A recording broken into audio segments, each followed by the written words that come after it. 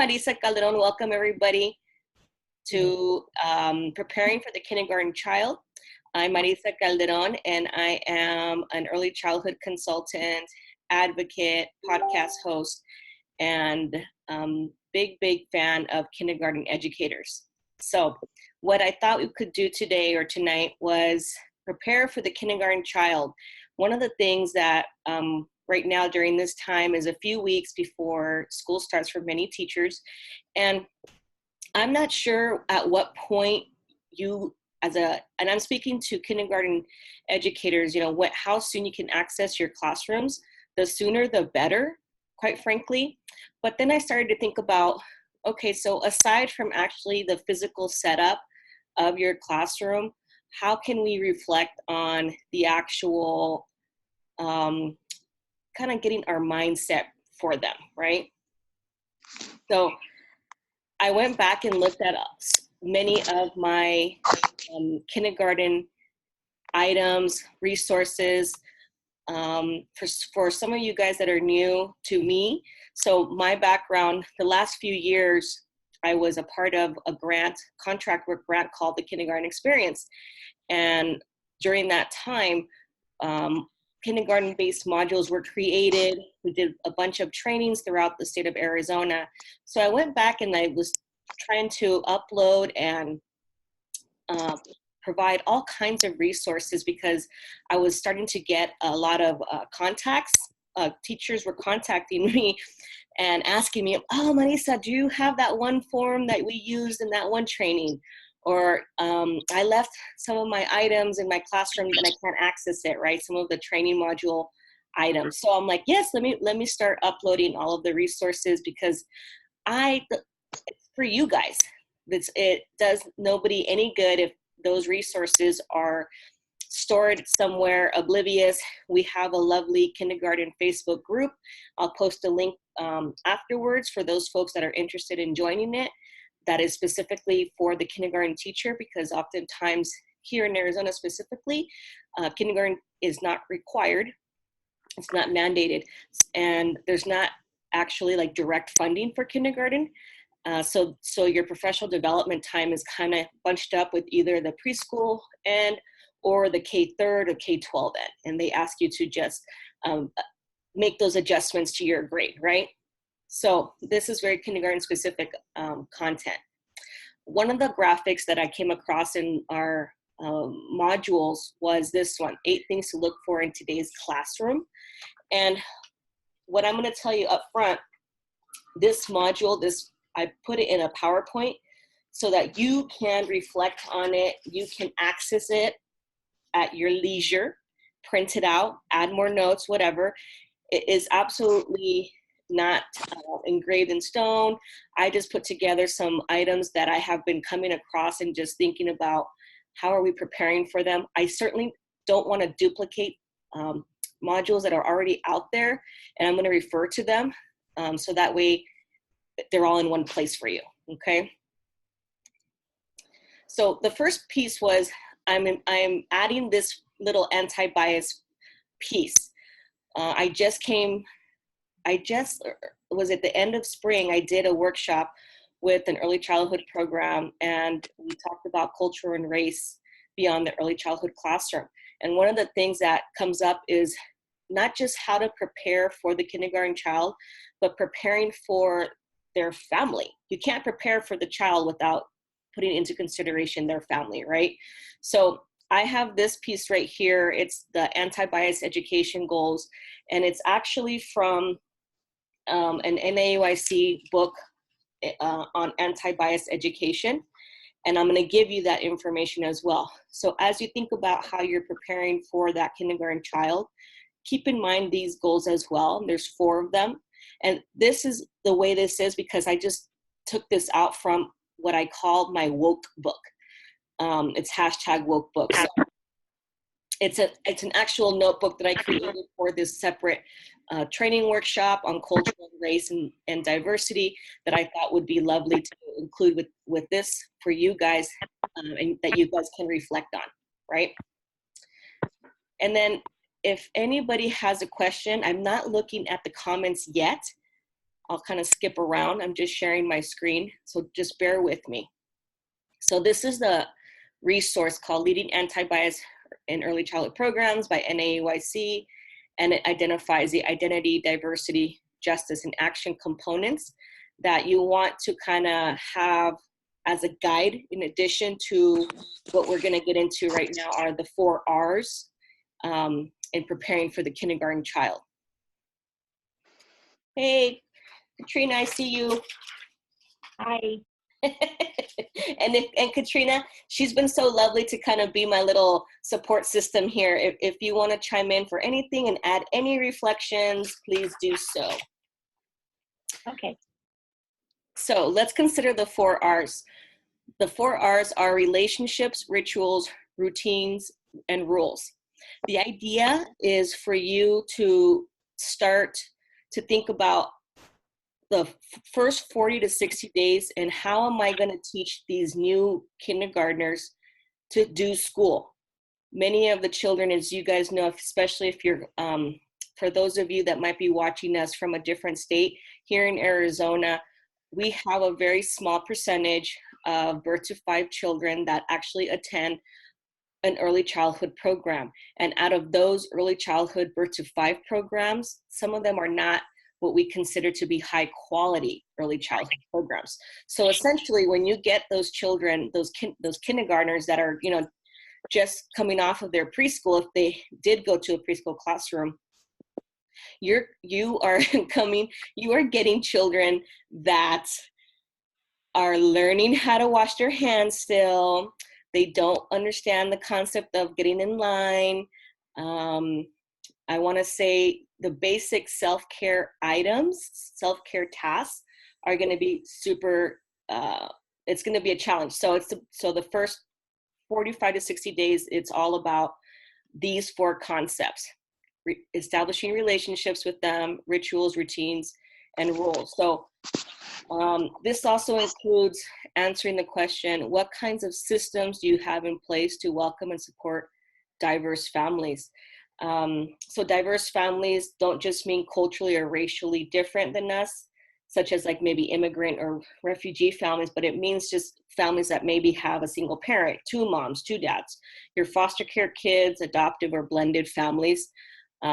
What types of strategies, ideas, and I'd love to hear from you guys, because I have a couple just very brief ones of my own that you are doing, especially for some of our seasoned teachers that are on here. Okay, so some relationships. So strong relationships increase student motivation and reduce behavioral issues, and they improve student achievement and classroom climate. But most teachers would love to spend more time building relationships with their students, but obstacles like time, the curriculum, and planning all get in the way. That's from Edutopia. Oftentimes we're so caught up in the getting from point A to point B that we forget to be present in the moment of kindergarten with the child.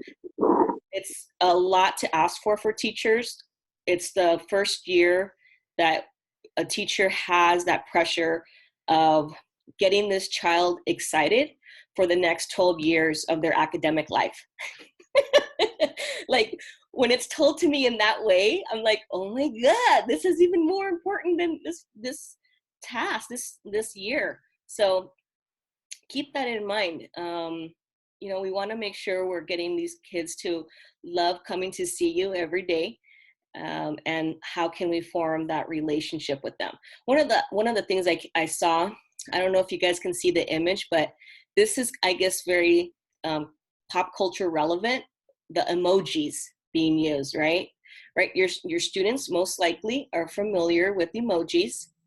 And as if you can't see the image, there's a bunch of little, I think they're stickers or button type of emojis, the yellow ones, and it says, I'm all smiles because you are in my class. Hashtag amazing year. Love, Mrs. Gibson. And it could be like any teacher. But I thought that was a sweet way also to help introduce yourself to your student. The other thing I pulled out on relationships is this is a particular slide from the Kindergarten Experience Grant, the social and emotional module. And for those folks that are joining us that are outside of Arizona or perhaps didn't get to attend these modules, the social and emotional development in kindergarten, it's a module that was created from the Department of Education through my contract work with Alessi Group. So one of the things that's important for this one is the relationship piece with adults. So the adult responsibility. It's the adult's responsibility to have a relationship with the child and to engage a child to help them create a relationship with other children. So it's not on the child to connect with you. It's on you to connect with the child. When you role model that and make an effort for that connection, then you are helping to be that pillar of strength so that they can make connections with their peers. Does that make sense? Hopefully it does. Relationships also means authentic relationships. So we cannot fear children into liking us. Please, no threats to kids. We can't fear them. So keep that in mind. The other piece with relationships with children is make a friend and keep a friend. Friendly versus friends. Teachers referring to the kids as friends all the time, and it doesn't sound as it's not authentic, so that becomes a problem. So we want to help them develop the skill of friendship as well, and that starts with us. And chime in if anybody has any feedback. Let me see here. Well, I was just going to say, yes. Can you hear me? Yep. Well, can you hear me? Yes. It's like a savings account, you know. Every child is basically a savings account. And if you pour that time into investing in them and getting to know them, when it comes time that a difficult situation arises, you're not pulling from deficit. You're pulling from, you've earned trust, you've earned, respect because of that time you've invested. Yes. And it starts from the time you make eye contact with them at the yes. door or before. Thank you, Katrina. Mm-hmm. Quick tips for building relationships. So these were just some that I've noticed that have been out there that I've seen with teachers. I love to hear some of the items that you guys do. So greeting students at the door, pretty easy. Positive notes and positive phone calls. For every redirection, you reconnect in a positive way at least 2 times. Or the 2-10 strategy. So the 2-10 strategy is simple, just 2 minutes per day for 10 days in a row. Talking with an at-risk student about anything she or he wants to talk about. And this is also like that 5 minutes per day for at least 10 days. When you're having some challenges connecting with the child where you think they're perhaps asking for attention, but they're actually needing connection. So look at it that way. Asking for connection. One of the other things too, let's see here, I'm looking at my notes, and if anybody wants to jump in. Mm-hmm. Listen to students, build goodwill on good days. So making sure that we're also, again, on the days that certain students are doing well, recognize that as well. Get to know them. This is really hard. I know that when we were talking about numbers, as far as some classroom teachers in the kindergarten classroom, I know that there were many teachers that were pushing, 30 plus students in a classroom. And for some folks that are not in Arizona, and maybe that's crazy to you, it's unfortunate that I feel like it's been normalized, and it should not be normal. That is absolutely not okay. It should not be normal. So just keeping that in mind. The other thing, so rules. So that's the second one. So we did relationships and rules. So rules. I did 3 rules in our classroom. We take care of ourselves. We take care of each other. We take care of our things. This comes from the Beyond Behavioral Management book by Jenna Blimes. If you haven't heard of it, if you haven't got your hands on it, I highly recommend it. It's really information that's been well researched, and I've used it with my background with children in foster care and children that have experienced trauma or neglect. So it's worked with them. And many of the students that you are getting as a kindergarten teacher probably have a really high ACEs score as it is. And if you're not familiar with ACEs, it's the Adverse Childhood Experiences Survey. You know, they're probably coming from already significant amount of trauma or neglect background, and having as little amount of rules is very helpful. I see classrooms that have like 10 rules for everything, and that's super confusing. I can't even begin I can't even understand it sometimes when I would be walking the halls in some of these schools that I was visiting. So keep that in mind. I guarantee you, anything that's in your classroom that occurs will fall under one of these three rules. So if you can't read that, the rest of it says, take images of what the rules are. Any self-care rules like washing hands and using gentle hands or soft voices. What does clean look like? Looks like to set children up for success. Rules that keep us safe. Keep those in mind. We need to practice how to do the rules. So just do not assume that children know how to wash their hands. Don't assume that children know what walking down the hallways looks like. There's this really popular push about walking in line. I'm not a fan of that. However, I know that my stipulation with this information is you're going to do what is allowable to do within the framework of your school district curriculum. There's my little advisory, because I know that if you have a school like, no, Marissa, we have to do it this way because it's policy, school policy. All right, I totally get it. I don't want anybody to get fired. But my argument also is, how can we practice those rules if we can't learn from them when we're practicing them? So I can't understand what that looks like unless I practice, and I'm going to fail sometimes too. I'm going to mess it up. I don't know what standing in line is because I only do it at school. That's the only place I have to do that in. In real life, in adult life, we don't do anything in line. Like, we don't go anywhere in lines.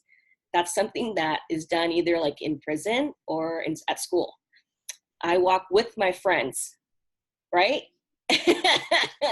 So I understand that concept might be a little difficult to understand.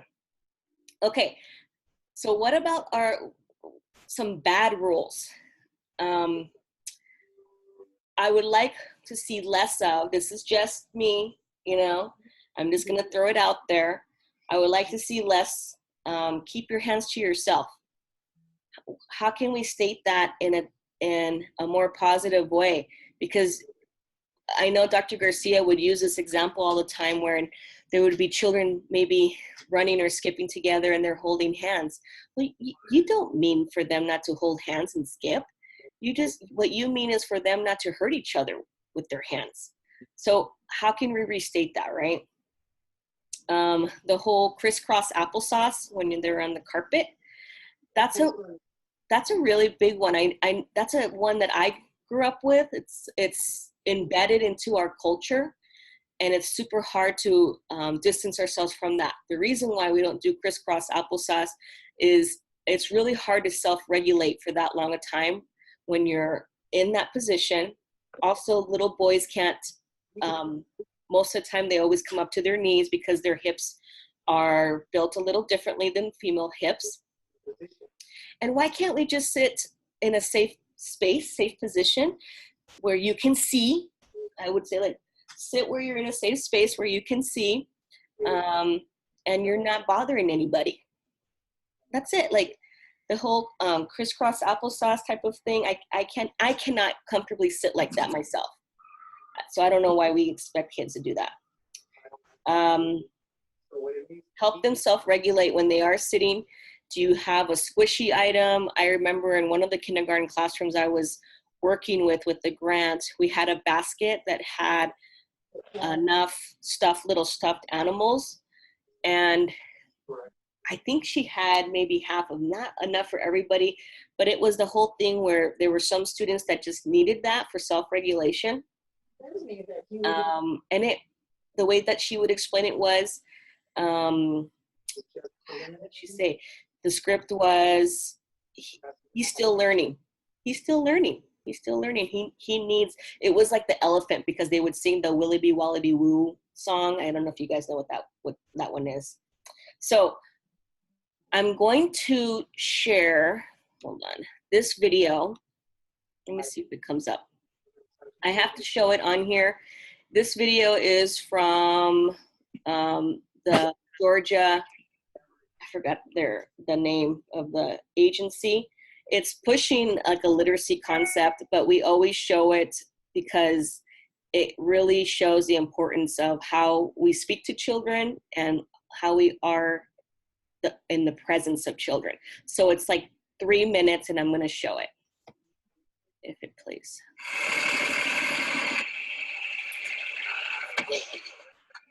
Hey, Mr. Q.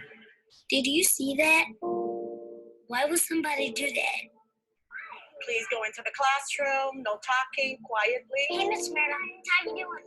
We need you inside. How do you think that makes us feel? I forgot my number. What's your name? Jordan? What's your last name? Carter? Go ahead. School is hard enough. Come on in, sit down quietly at your desks, and begin writing. This kind of stuff just makes it harder. I said quietly, please. Who's talking?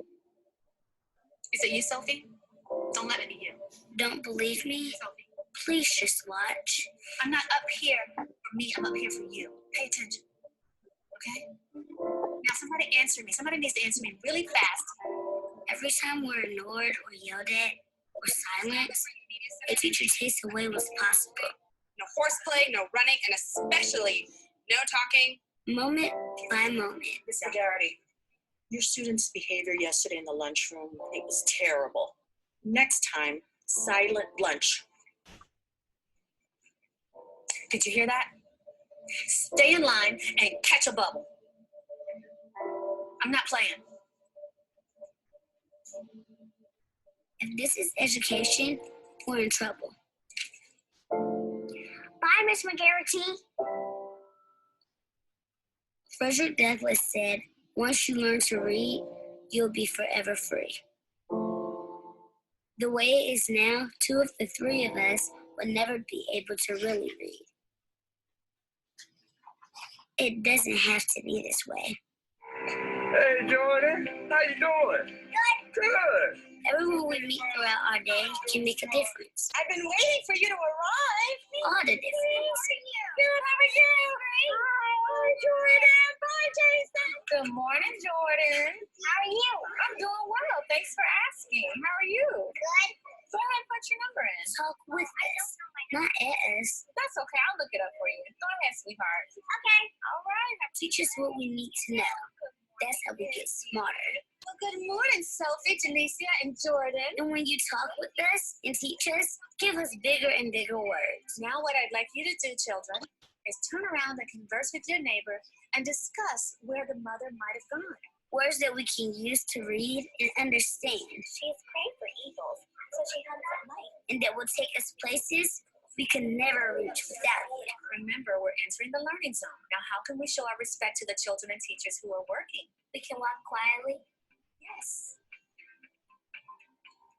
Okay, kids, so what I'd like you to do is continue writing your narrative, documenting your emotions if you were the baby owl and your mother abandoned you in the nest. What can you do?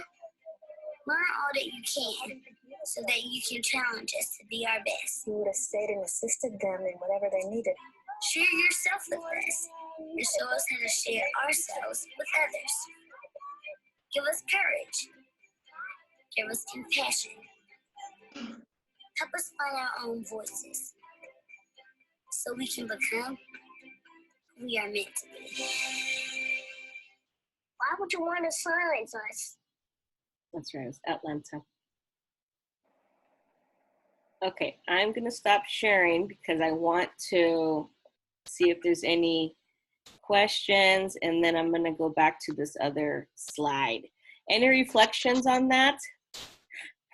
I don't want to make people feel bad. Um, that's the most impactful video, and I show it to as many adults as I can now. I have staff I have a new position, and I actually show it to all of my new hires as part of their orientation process in a Birth to 5 program that I'm in. And I I just think it really helps set the tone as far as how we are in the presence of children. I recommended it to when I was doing some consult work for Mississippi Public Schools for one of their PLCs. Like, please, can you please show this video? I just think, the whole catch a bubble, getting in line, don't know talking. I understand that there are some things that are outside of our control within the school district that we work at. And again, I'm not trying to get anybody fired. So if we can, whatever we can do in the classroom, that if we can control that, that would be awesome. Any reflections? I thought the video really captures it. I mean, you see what not to do and you see what you can do. Yes. And it gives purpose, to why, just in the end, when she's talking about going back to the classroom, why are we doing this? Why are we going to walk quietly? Give them a reason, Yes. Purpose. And I need to practice. I need to practice that. And I can't always get it right.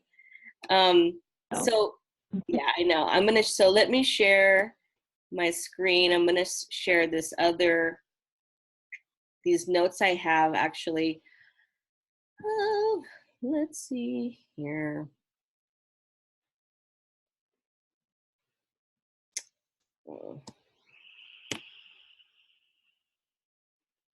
No, it's not doing it. Hold on, guys. Bear with me. So in the other 4 R's, I know that we've done just 2. I want to show you I just want to show you the notes so that you can go back and take a look at that for those folks that are going to be watching this during the replay. There's several podcasts and YouTube videos. I think it's just YouTube videos at this point. I don't believe there's any more podcasts, like audio podcasts from the kindergarten experience out there anymore. Once the grant ended, but I put down a lot of the notes that we used to use for those modules on the 4 R's when we talked about that, and that way teachers can see. So here is that slide. Let's consider the 4 R's, and you can scroll down here, and there's a ton of just notes that we used to use for our classroom and explain this to teachers. You can check out the actual 4 R's YouTube link on your own, but I didn't want to duplicate what Dr. Garcia has already put out there when we were doing the kindergarten experience. But so these were just some reminders of that. And then moving on, part of the building the relationship with kiddos, this is one of my favorite Bev Boss songs. So what type of music, welcoming music, do you have when children are arriving? When you grow up. I'm gonna be Sorry, it has an ad. You can put your mind and do whatever you want to do. Just tell yourself that you're capable too. You're gonna be something. Skip ad. Okay. Okay. So what kind of music do you have when you have your small, your large group time? We've been waiting for you to come to this place. Waiting for you. Sorry, Katrina. To come to this place, wherever you're from. So this is like an easy, if you're not musically inclined like me, I am not. But however, when you're working with children, you have to be okay with singing or singing along to other music. So this is just one of the, I'm a big fan of Bev Boss, who passed away. Huge early childhood pioneer advocate. Go ahead, Katrina. You were saying? Oh, I use a lot of instrumental music. Yes. Also, this one too. This one is the peace song that we would also play. Let me see if it does it.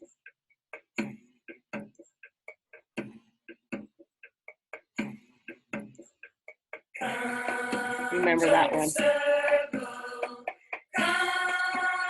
the circle, children, come. Join the circle. Come and join us in the circle. Come, join the circle. Come, join the circle. So you can just download just the audio file of that. Instrumental music, absolutely.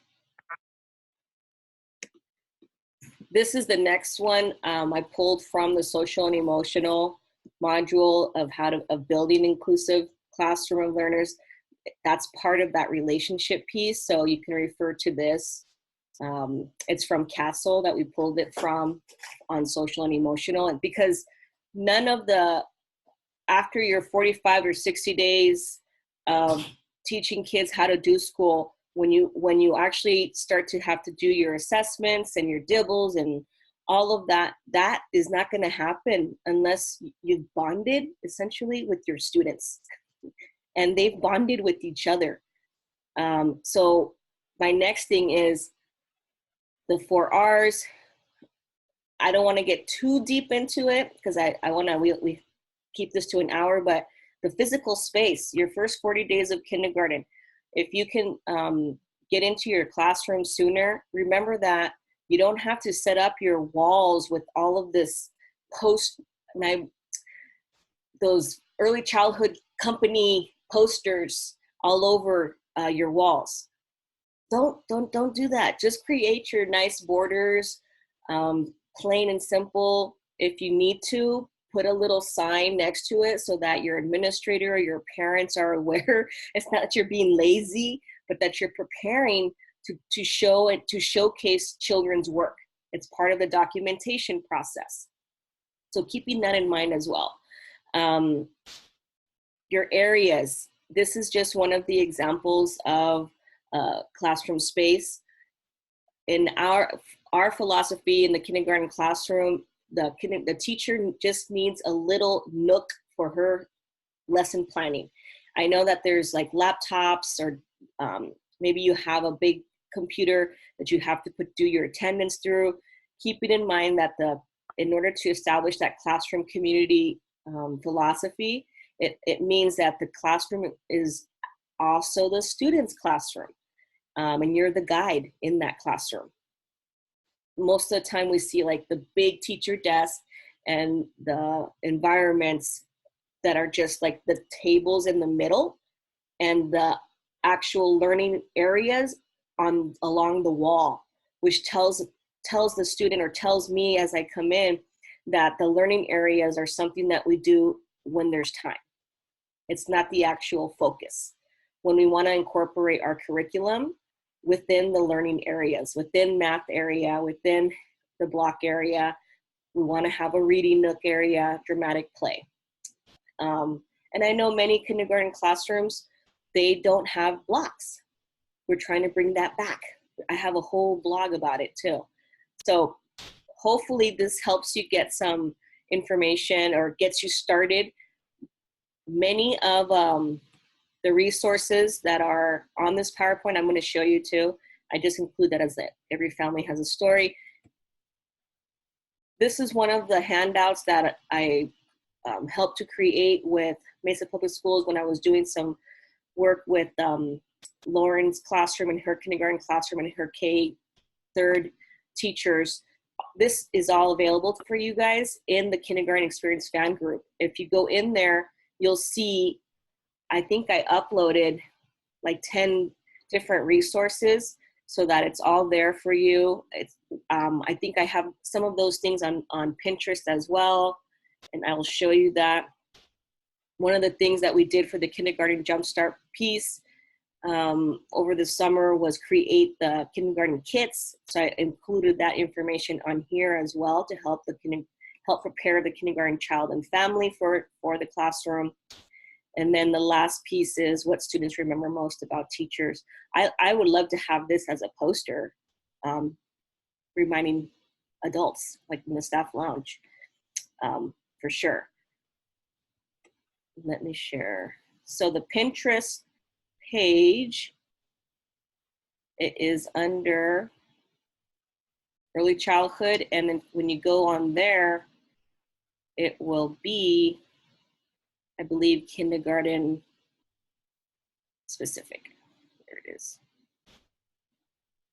I've been trying to upload all of the information for you guys, videos, handouts, resources, articles here specific to you guys so that you have it there. But it's also noted on the PowerPoint. And you can, I'm gonna download this doc and I'll upload it into the Kindergarten Experience Facebook fan page as well. Let me. Any reflections, Katrina? Not right now. No. Anything else you'd want to add for that kindergarten teacher that's watching? I'm sure there's a bunch of stuff we can add, but there's a lot that we could add, but realistically, like the first 10 days are just so crucial for the rest of the year. You know, that it's a springboard into what your classroom is going to be like. And if you set the tone in those first 10 days, it's going to make a whole lot of difference. And basically that's your first 2 weeks. Yeah. But I mean, the biggest thing I would say is don't go in there with a whole bunch of ideas of what you want it to be, but be willing to listen to your children, because those are the ones that are there. This is your family for the year. Yeah. And what they bring is what is going to create the environment. So you really have to take the time to listen to them from the very beginning. Yes, I thank you so much. That's an excellent way to end this.